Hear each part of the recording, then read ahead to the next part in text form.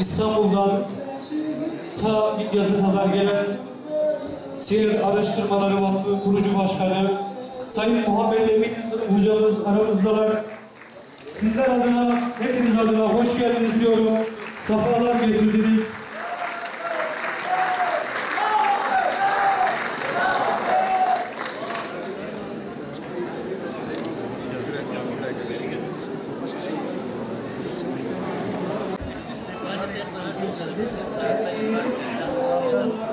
Sohbetiyle şu kış gününde içimizi ısıtan hocamızdan ebeden razı olsun inşallah. Rabbim onu da bizi de hepimizi de bu salonla buluşturduğu gibi cennetinde de buluştursun inşallah. Oğullarına diyor ki oğullarım ne olur gidin beni evlendirin. Baba ölüm üzeresin. Ben biliyorum ölüm üzere olduğumu. Ama ben Rabbime yürüyorum ya. Olmaması adına bir gaflette gitmek istemiyorum. Ne olur beni evlendirin, bir nikah meşgul edecek, gitmek zorunda. Çünkü konuşacağımız mesele sadece dünyamızla alakalı olan bir mesele değil. Konuşacağımız mesele dünyamızla alakadar olursa cihat deyince karı koca birbiriyle harp edecek diye anlamayacaksınız. Dışarıdan saldırılar olacak. O cihada karşı bir hazırlık gerekir. O hazırlığın ortaya konması gerekir. Eğer dünyamıza ve dinimize katkı sağlayacak bir bilinci ve şuuru elde etmek için gideceğiz inşallah. Rabbime dua ediyorum beni buna muvaffak kılsın. Size de dua ediyorum Allah istifadelerinizi çoğalsın. Bir ibadet olarak evlilik konulu seminere hepiniz safalar getirdiniz. Meclisimizi kurduğumuz bir ibadet olarak evlilik konusunu bizlere aile olmanın ehemmiyetini sunacak olan Siyer Araştırmaları Vakfı Kurucu Başkanı Sayın Muhammed Emin Yıldırım hocamız aramızdalar. İstanbul'dan bizleri kırmadan meclisimize iştirak ettikleri için kendilerini camiamız ve siz Midyatlı kardeşlerimiz adına teşekkür ediyor. Allah kendilerinden razı olsun diyoruz.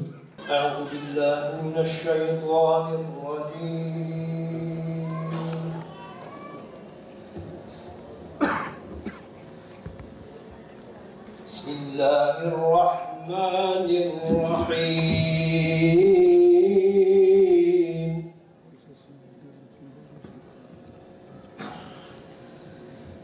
وَمِنْ آيَاتِهِ أَنْ خَلَقَكُمْ مِنْ تُرَابٍ ثُمَّ إِذَا أَنْتُمْ بَشَرٌ تَنْتَشِرُونَ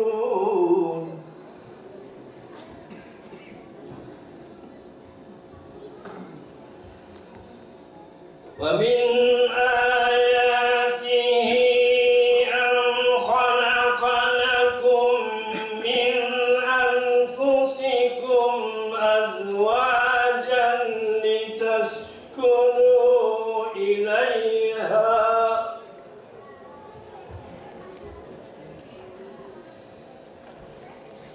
أزواجا لتسكنوا إليها وجعل بينكم مودة ورحمة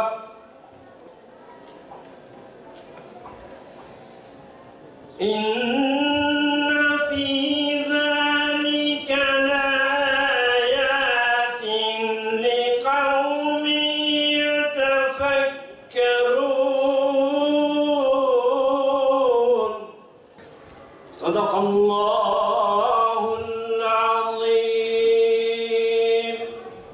الفاتحة. Bismillahirrahmanirrahim. Hamd alemlerin Rabbine, salat ve selam Hazreti Muhammed sallallahu aleyhi ve sellem'in aline ve onun yolunu sürdüren muvahhid Müslümanlara olsun.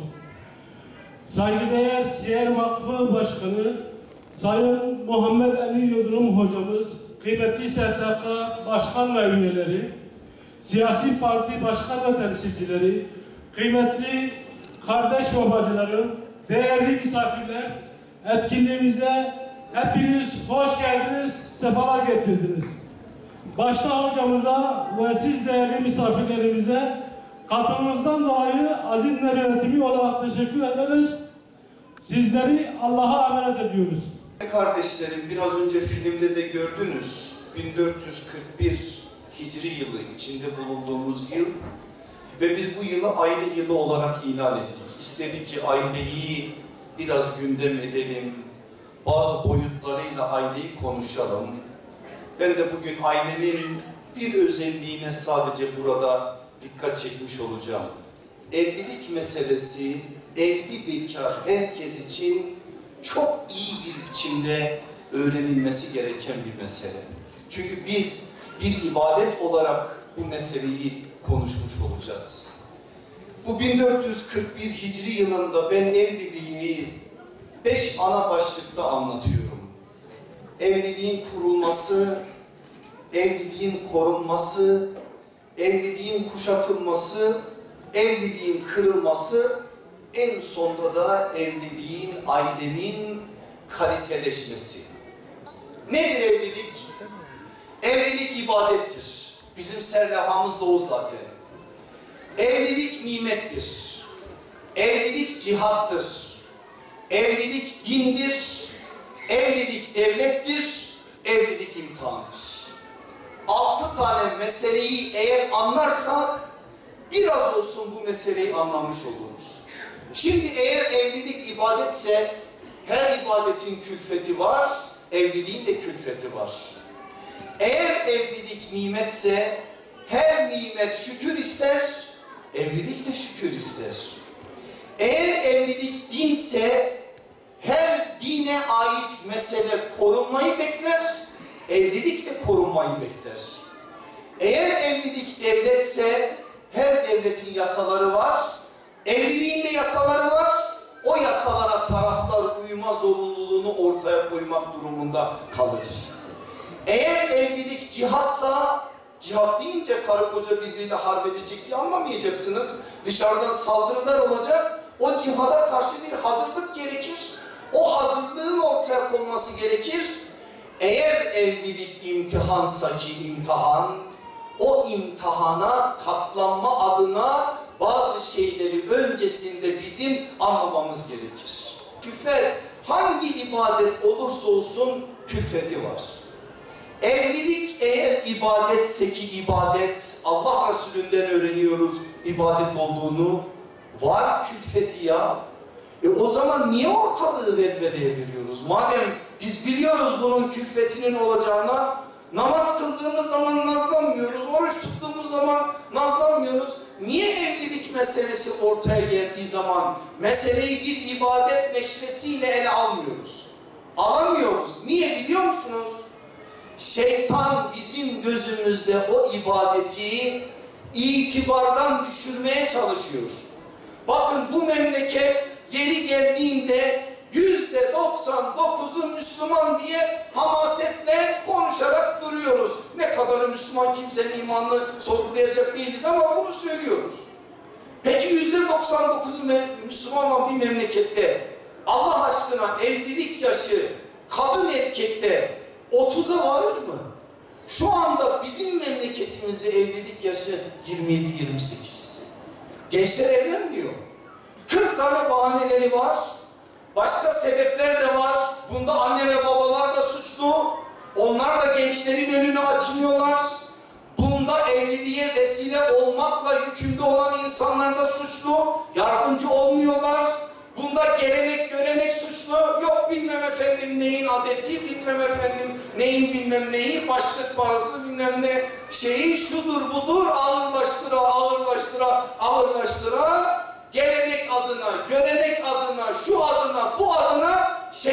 memnun edecek işler yaparak külfeti ağırlaştırıldığı için her geçen gün hayatımızdan uzaklaşıp gidiyor.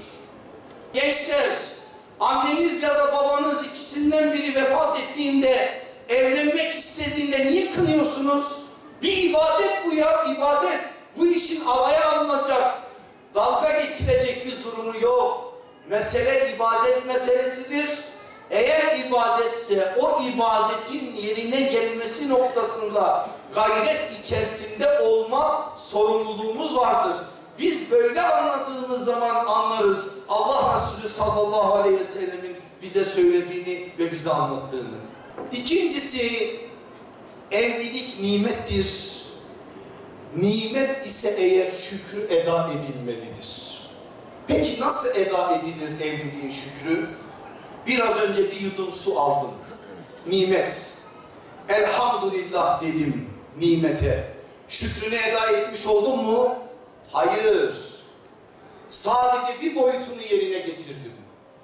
Benim temel ölçüm bana şunu söylüyor.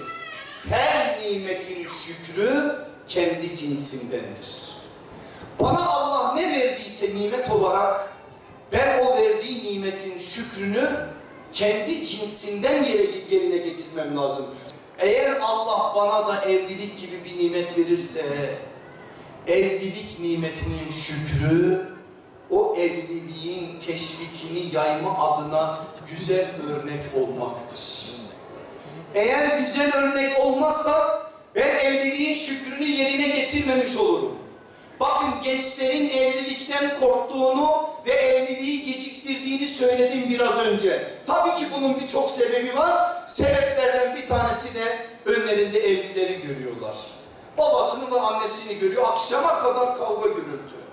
Teyzesinin kızı evlenmiş, 3 ay sonra babasının evinde. Bir arkadaşı evlenmiş, evlendiğine bin pişman olduğunu bir bahar etmiş gibi anlatıp duruyor. Her taraftan evliliğin itibarını sarsacak şeyler duyuyor. Bunları duyan bir insanın evlilikle arasındaki münasebeti doğru kurmasını bekleyebiliyor musunuz? Ben eğer Allah bana evlilik gibi bir nimet vermişse bu nimetin şükrünü eda edebilmem, yanıma geldiği zaman bekarlar, yanıma geldiği zaman evliler, bu evliliğin ne kadar büyük bir nimet olduğunu onlara anlatmam, şükrünü eda etme adına onlara örnek olmamdır. Aile dediğiniz şey eğer dünyada cennetin kokusunu duyma imkanı ise ben o kokuyu kendi üzerimden benim yanımda olan insanlara, benimle hukuku olan bütün insanlara yansıtmam gerekir. Bakın evlenin, inanın ki evlilik bir ibadet ve Allah bunun üzerinden bize çok şey vaat ediyor. Eğer biz bunun kıymetini bilir de bu nimeti arttırırsak, ziyadeleştirirsek bu toplum ailenin cennete dönüştürülmesiyle şehirlerini medineleştirdiler ve bir İslam toplumu kurdular. Bugün ben İslam toplumu olamıyorsam, bu kadar etrafta sıkıntı varsa, bu kadar dert varsa, sorun varsa, problem varsa, bunun kaynağı örnek ve model ailelerin olmamasıdır. Üçüncüsü, evlilik dindir. Dinse, dine ait her mesele korunduğu gibi evlilik de korunmalıdır. Dindir. Bunu ben mi diyorum? Ben demiyorum. Allah Resulü diyor. Bir kişi evlendiği zaman dininin yarısını tamamlamış olur diyor sallallahu aleyhi ve sellem Efendimiz. Çünkü değerli şeyin düşmanı çok olur. İnanın ki dinimize ait olan aile de böyle. Şeytan inanılmaz derecede o aileyi huzursuz etmek için fırsat kolluyor. Şeytanın adamları aynı şeyi yapıyor. Bu noktada aileyi, evi, evliliği yıkma adına her türlü yolu kullanıyor. En son birisi dedi ki ben karıyla kocayı birbirine düşürdüm ve o evi yıktım. Şeytan dedi ki işte tam benim istediğim bu. Tam bu. O oldu mu gerisi gelir zaten. Dolayısıyla her yıkılan ev, her yıkılan hane şeytanı memnun eden bir şey. Onun için şeytan bizi nikahsızlığa, eşsizliğe, dolayısıyla felakete çağırıyor. Allah da bizi nikaha, evliliğe, dolayısıyla saadete çağırıyor. Rabbimizi dinleyeceğiz, nikaha önem vereceğiz, evliliğe önem vereceğiz, onun arkasından saadeti elde etmenin gayret ve mücadelesini ortaya koymuş olacağız. Eğer bu noktada biz istenilen bir şeyi yapmazsak, sağdan soldan saldırılar bu manada evimizin içine huzursuzluğu sokacak, bizi birbirimize düşman edecek, en ufak bir şeyi gözümüzde büyütecek, bizi bu noktada birbirimizin düşmanı olarak bu işi felaketle neticelendirme adına yapacak. Size bir rakam vereyim de meselenin ehemmiyetini anlayın. Son 10 yılda bu memleketteki evlilik sayısı resmi rakamlarda 6 milyon. 2008'den 2018'e. 6 milyon evliliğin 1 milyonu boşanmayla neticelenmiş. Yani her 6 tane evlenenden biri boşanmış. Duruyoruz. İşte onun için bizim evlilik meselesini din meselesi olarak meseleyi ele almamız gerekiyor. Eğer böyle alır da bu noktada bazı şeyleri ortaya koyarsak olan olacak. En son söyleyeceğimiz sözü en başta söylüyoruz. Cennete dönüşmesi gereken o güzel ev, o hane cinnete dönüşüyor ve cehennem çukurlarından bir çukur oluyor ne yazık ki. Öyle olmaması için din olarak anlamak durumundayız. Dördüncüsü, evlilik cihattır. Cihat ise eğer o cihada uygun bir biçimde hazırlık yapılmalıdır. Nasıl cihat? Dedim ya, hanımla beyin birbiriyle kavgası cihadı değil. Saldırı olacak dışarıdan ama o dışarıdan gelen saldırılara Allah'ın izniyle ev, hane, evlilik bir zırh olacak. Üstünüze giyilmiş bir zırh gibi. Arapça biliyorsunuz zaten, biliyorsunuz Arapçada ayneye usre denir, busretun. Usre'nin bir anlamı da zırh demek. Bakın bugün insanlık büyük bir kriz yaşıyor. İnsanlık tükendi, artık kara gemiye vurdu. İnsanlık bir çıkış yolu arıyor. Bizim Müslümanlar olarak şu soruların cevabını iyi vermemiz lazım. İnsanlık bozulduğu için mi ümmeti Muhammed bozuldu? Ümmeti Muhammed bozulduğu için mi insanlık bozuldu? Bir kere bu sorunun cevabını verelim. Öyle hamasetle dış güçler, küresel güçler onlar yaptı, Amerika yaptı, Rusya yaptı, İsrail yaptı bunu deyip işin içinden çıkamayız. Onların zaten işi gücü bu. Onlar yeryüzünün teröristleri, yeryüzünün zalimleri ve onlar var oldukları o müddetçe coğrafyalarımıza zulüm taşıyacaklar. Bunu bilelim. Ve bir Müslüman hiçbir zaman hiçbir zalimden merhamet dilemez. Bozacak şeyleri yiyorum, içiyorum. Ne de benim evliliğime, haneme, aileme sağdan soldan gelen saldırılara karşı teslim oluyorum. Hayır diyorum, bu noktada bir mücadele veriyorum. İşte verdiğim bu mücadelenin adı cihattır. Allah o cihadın bizleri galibi eylesin inşallah.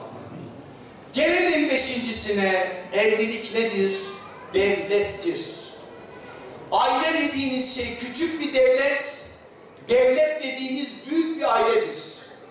Küçük devlet olan aileyi yöneten, büyük devlet olan aileyi de yönetir. Şimdi bir aileyi yönetmenin bir devleti yönetmekten farkı yok. İslam devletinin esasını bize o devleti kuran Resulullah sallallahu aleyhi ve sellem öğretiyor. Bir yerin İslam devleti olabilmesi için kökte tevhid olacak, gövdede adalet olacak, damarda meşveret olacak. Adalet, tevhid, meşveret.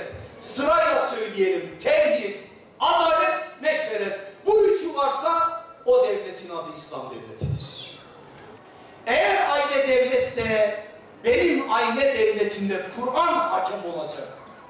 Aramızda varsa bir sorun, mesela hanımla bey aralarında bir sorun yaşadı. Beyimiz olmuş böyle bir, ne diyelim, sinir küpü, dumanlar çıkıyor buradan. Bir şekilde hanımın karşısına öyle geçtiği anda hanım ona diyor ki Allah aşkına bey dur. Allah aşkına bey dur dediği zaman durmayan adam dönsün bir daha imanını bir daha gözden gözden geçirsin. Allah aşkına dur dendiği zaman durulur ya, durulur. Şimdi sonuncusuna sizi bir götürmek istiyorum. Nedir evlilik? İmtihandır.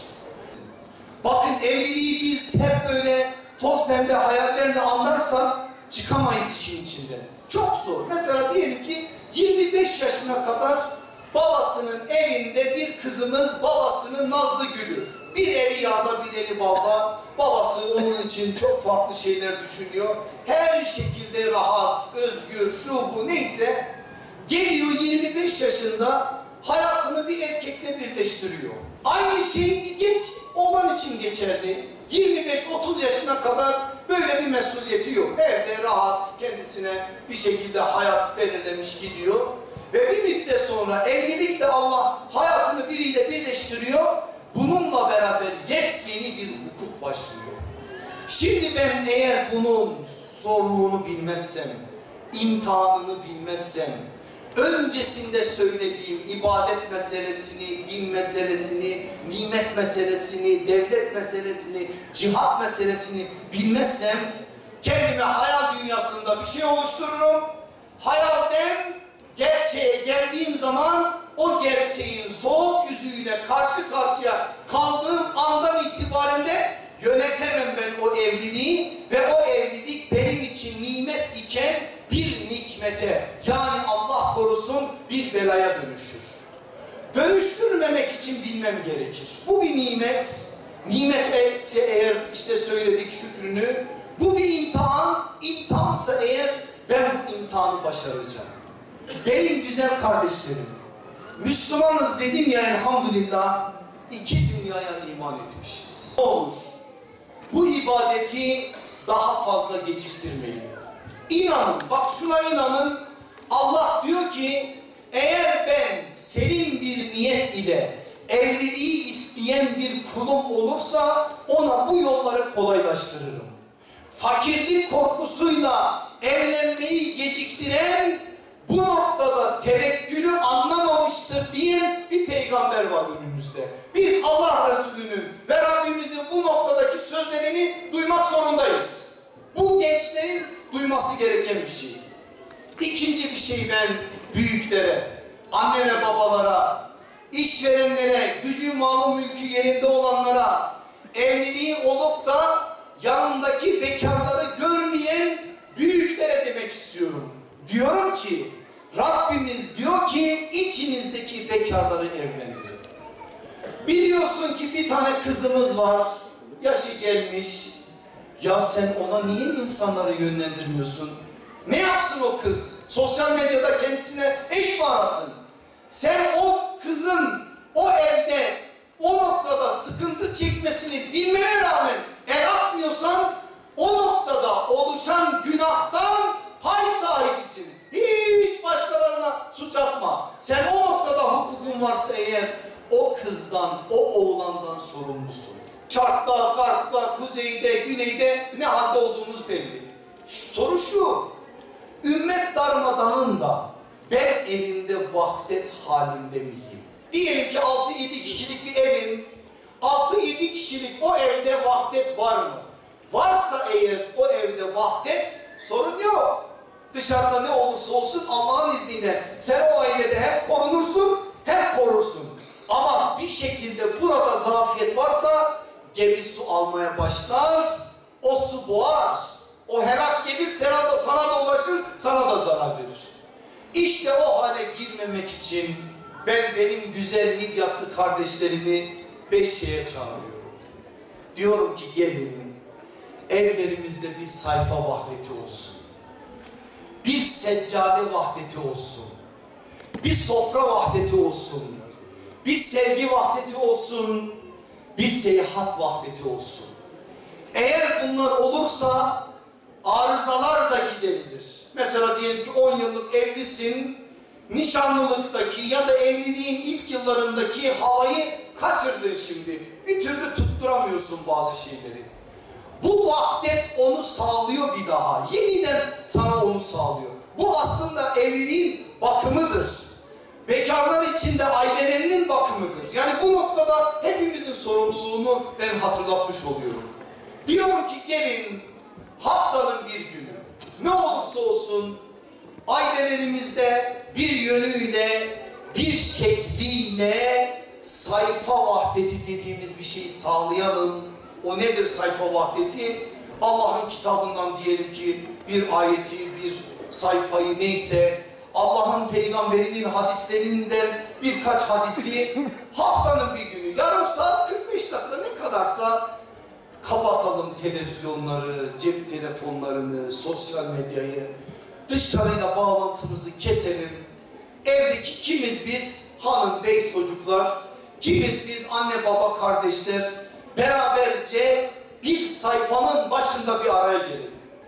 İkincisi, sofra vahdeti. Sabah kahvaltısı mı olur, öğle mi olur, akşam mı olur fark etmez. Bir öğünü ailenin bütün fertleriyle beraber sofrada bir araya gelerek yerine getirelim. Çünkü sofralar evlerin suffalarıdır. Sofra başları muhabbet yerleridir. Çocuk orada yetişir aslında. Orada konuştuğunuz, orada birbirinizle hasbihal ettiğiniz, orada bazı şeyleri gündem ettiğiniz zaman alacağınızı alacaksınız. Bakıyorsunuz. Eğer ben evimde sofrada cuma günleri akşam eve taşısaydım o hutbeyi, deseydim ki hanım biliyor musun bugün namazın konusu neydi hutbenin? Çocuklar ya bugün hutbenin konusu şuydu deseydim ve anlatsaydım onlara, böyle bir hassasiyet bende gelişmiş olsaydı ben unutmazdım. Duyuyoruz birçok şeyi eve taşımıyoruz. Eve dedikodu taşıyoruz, kavga taşıyoruz. Ama bizim eve sahabe gibi ayet taşımamız lazım. Hadis taşımamız lazım. Güzellikleri taşımamız lazım. Bu yönüyle bir şekilde insanların şahsiyetini güzelleştirecek şeyleri taşımamız lazım. Elimizden geldiğince bunu yaptığımız zaman mesele bir noktaya doğru varacak. Bu da işin sofra vahdeti meselesi. Üçüncüsü sevgi vahdeti. Bakın çok önemli bir şey. Ne demek? Ben diyelim ki koca olarak, hanım, eş olarak biz aynı şeyleri sevme adına bir gayretimiz olacak. O sevgi meselesi evliliğin en önemli meselelerinden biri olan itaat meselesinin farklı bir boyuta taşınmasına sebep olacak. İkisine bireyselleşme diye bir şey var. Herkes diyor ki ben özgür olacağım. Ben kimseye itaat etmeyeceğim. Niye ben itaat edeyim? Benim ekonomik özgürlüğüm olmalı, şu özgürlüğüm olmalı, bu özgürlüğüm olmalı. Kafa tutuyor. Koca kafaya, kadına kafa tutuyor. Evlat babaya kafa tutuyor. Böyle bir anarşi durumu ortaya çıktı. Bütün bunların aşılacağı şey nedir biliyor musunuz? Sevgidir. İşte bu. Dördüncüsü seyahat vahdeti. Bu ne seyahat vahdeti? Yıprandı diyelim ki ilişkiler.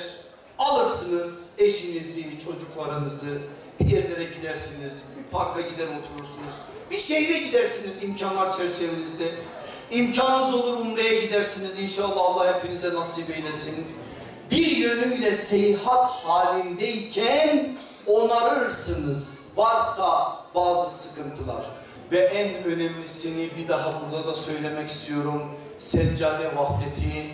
Ne olur evlerimizde bir vakit cemaatle namaz kılalım. Ailece.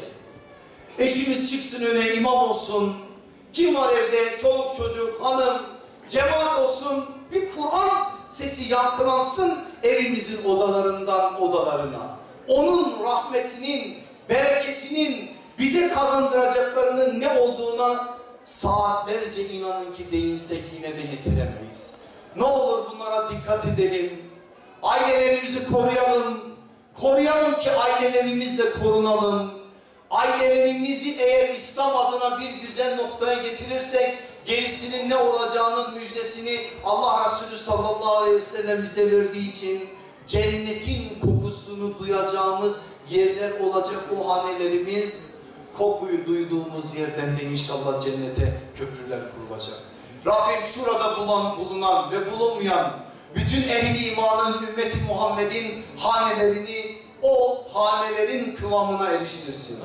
İçimizdeki bekarlara Cenab-ı Hak en yakın zamanda salih ve saliha eşler nasip eylesin. Evlilerimize de inşallah bu evlilik nimetinin kıymetini bilebilecek bir kıvam, bir seviye kavuştursun. Evlerimizi, hanelerimizi şeytanın her türlü desisesine karşı, vesvesesine karşı tedbirli bir hale getirsin. Cennetin kokusunu duyduğumuz o evlerden de asıl yurdumuz olan cennete Rabbim bir an önce bizleri vardırmış olsun. Hepinizi Allah'a emanet ediyorum. Dua ediyorum, sizden de dua bekliyorum. Midyat'ın daha da güzelleşmesi için size hadi vazife başına diyorum. Şöyle ayağa kalkın, üzerinizdeki her türlü şeyi silkeleyin. Bu güzel şehri tam bir İslam şehri haline getirme adına niyetimizi ortaya koyalım.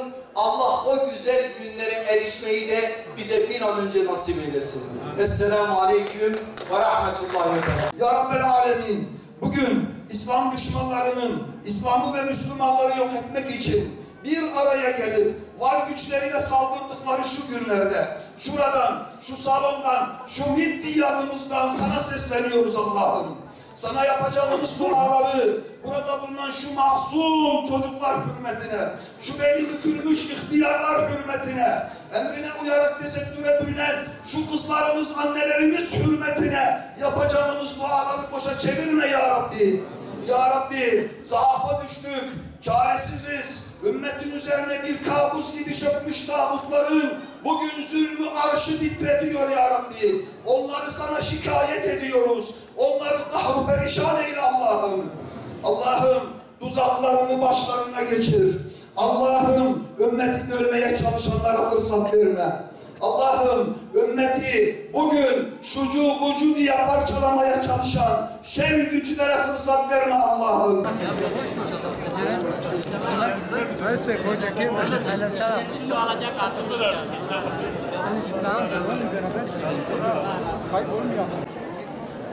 Önce bayramlara gönderelim. Önce bayramlarımız çıksın. Allah hepimizden razı olsun.